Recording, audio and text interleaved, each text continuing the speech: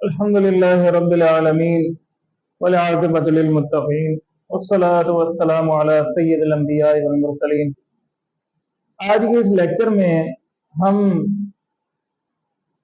ایک انتہائی اہم ٹاپک کو ڈسکس کریں گے۔ وہ یہ ہے کہ ہم میں سے ہر بندہ صبح اٹھتا ہے اور وہ سیم کام کرتا ہے۔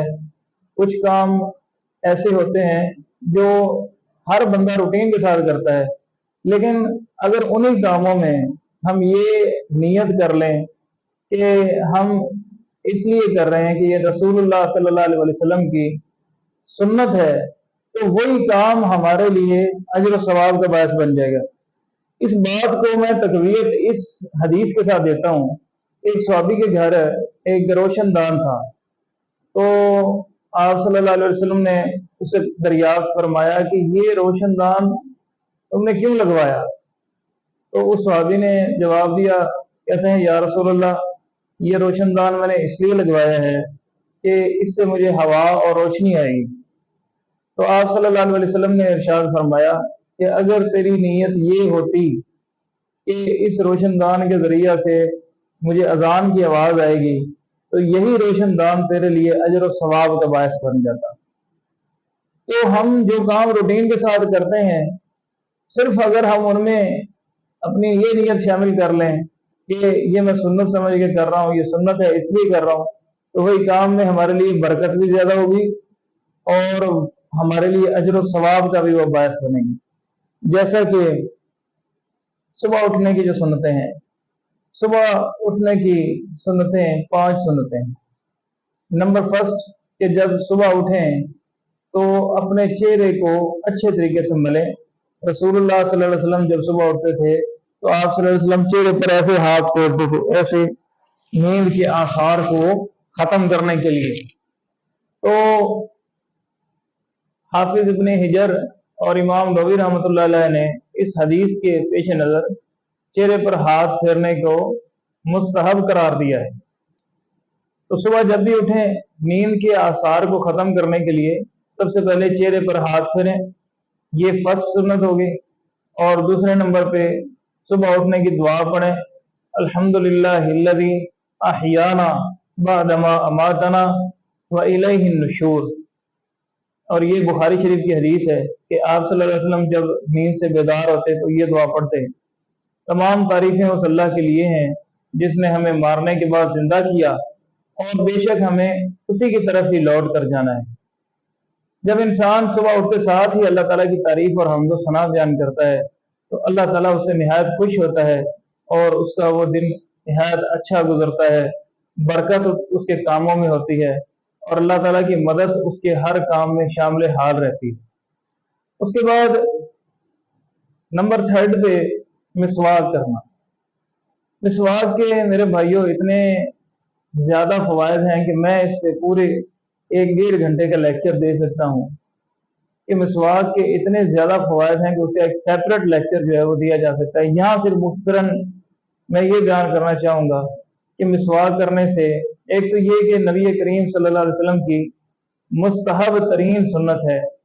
اما عائشہ صدیقہ طیبہ طاہرہ رضی اللہ عنہ فرماتی ہیں کہ آپ صلی اللہ علیہ وسلم جب بھی گھر تشریف لاتے تو سب سے پہلے مسواک کرتے ہیں۔ گھر میں جب بھی تشریف لاتے تو سب سے پہلے مسواک کرتے ہیں، اور آپ صلی اللہ علیہ وسلم ہر نماز سے پہلے مسواک کرتے۔ تو آپ اندازہ لگائیں کہ اگر 5 نمازیں ہیں تو 5 دفعہ آپ صلی اللہ علیہ وسلم نے مسواک کیا۔ اور اگر طریقہ آپ صلی اللہ علیہ وسلم کا یہ ہوتا تھا کہ عصر کی نماز کے بعد آپ صلی اللہ علیہ وسلم گھروں میں چکر لگایا کرتے تھے، تو آپ صلی اللہ علیہ وسلم گھر میں جب چکر لگائیں تو سب سے پہلے مسواک کریں، اس کا مطلب پھر آپ صلی اللہ علیہ وسلم نے مسواک کیا۔ اور تہجد کی نماز کے لیے جب اٹھتے تھے اس وقت بھی آپ کے لیے پانی کا پیالہ اور مسواک رکھ دیا جاتا تھا، پھر آپ صلی اللہ علیہ وسلم مسواک کرتے تھے۔ یعنی کم از کم ایک دن میں منیمم 8 سے 9 بار رسول اللہ صلی اللہ علیہ وسلم مسواک کرتے۔ اور آپ صلی اللہ علیہ وسلم فرماتے ہیں کہ مجھے جبرائیل امین نے اس قدر مسواک کرنے کی تلقین کی کہ مجھے یہ خدشہ پیدا ہوا کہ میں مسواک کر کر کے اپنے مسولوں کو چھین نہ لوں، اتنا زیادہ مسواک کرنے کی مجھے ترغیب دی گئی۔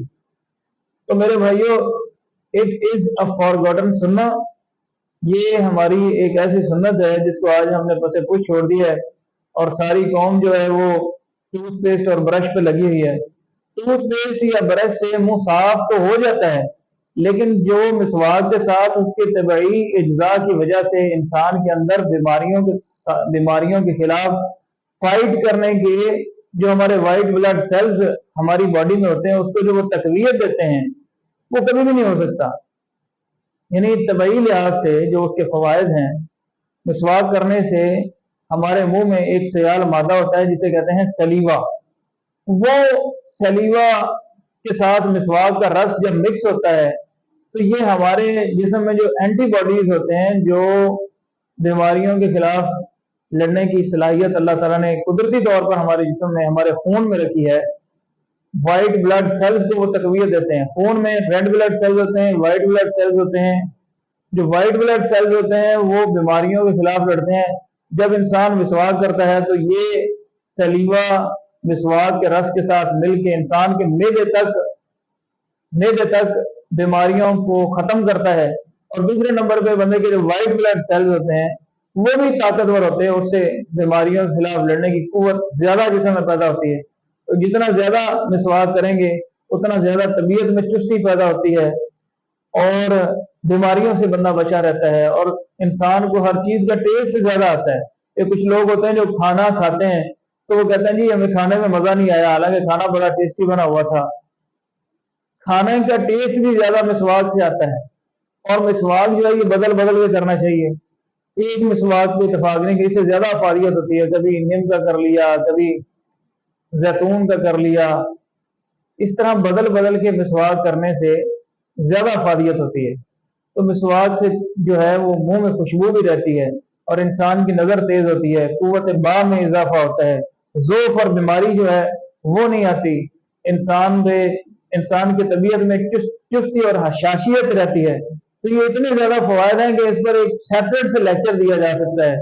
تو تیسرے نمبر پہ یہ سنت ہے کہ مسواک کرنا، اور مسواک ہر بندے کے پاس ہر ٹائم ہونا چاہیے، تاکہ جیسے ہی نماز کا وقت ہو وہ جیب سے نکال کے کر لے، گھر میں آیا تو فوراً کر لے، یا اگر جیب میں نہیں تو کسی ایسی جگہ رکھا ہو جہاں آسانی سے اسے مل جائے۔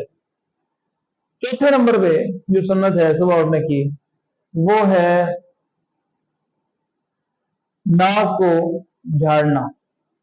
رسول اللہ صلی اللہ علیہ وسلم نے فرمایا کہ شیطان تمہارے نتنوں میں رہ کر رات گزارتا ہے، لہذا تم میں جب کوئی اٹھے تو 3 بار ناک کو جھاڑے۔ تو صبح اٹھ کر ناک کو جھاڑنا یہ انتہائی ضروری ہوتا ہے، کہ جب تک بندہ ناک کو اچھے طریقے سے نہ جھاڑے تو بندے کی طبیعت نہیں فریش ہوتی، اور یہ سنت بھی ہے، تو ناک کو جھاڑنا بھی سنت ہے۔ نمبر 5، دونوں ہاتھوں کو 3 مرتبہ دھونا۔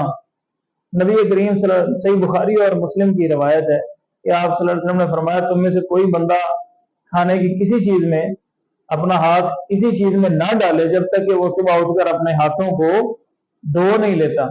تو دونوں ہاتھوں کو 3 مرتبہ دھونا یہ بھی سنت ہے۔ ظاہری بات ہے، فرمایا کہ تجھے نہیں معلوم کہ رات بھر تیرا ہاتھ کہاں لگتا رہا۔ تو رات جب انسان غافل ہوتا ہے اسے نہیں پتا اس کا ہاتھ کدھر کدھر موو کرتا رہا یا کہاں لگتا رہا، تو اس کو صبح جب تک وہ ہاتھ نہ دھو لے اچھے طریقے سے، یہ بھی خلاف سنت ہے کسی بھی چیز کو اس میں ڈالنا، یا کسی چیز کو کھانا، یا کسی چیز کے پینے کی کسی چیز کے لیے اس کو استعمال کرنا۔ تو یہ 5 سنتیں ہیں صبح اٹھنے کی۔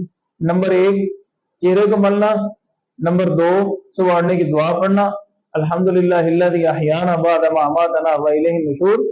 تیسرے نمبر پہ مسواک کرنا، چوتھے نمبر پہ ناک کو جھاڑنا، اور 5ویں نمبر پہ دونوں ہاتھوں کو اچھے طریقے سے دھونا۔ تو یہ صبح اٹھنے کی سنتیں ہیں۔ اللہ تعالیٰ سے دعا ہے کہ اللہ ہمیں ان پر عمل کرنے کی توفیق عطا فرمائے۔ اجازت دیجیے، السلام علیکم ورحمۃ اللہ وبرکاتہ۔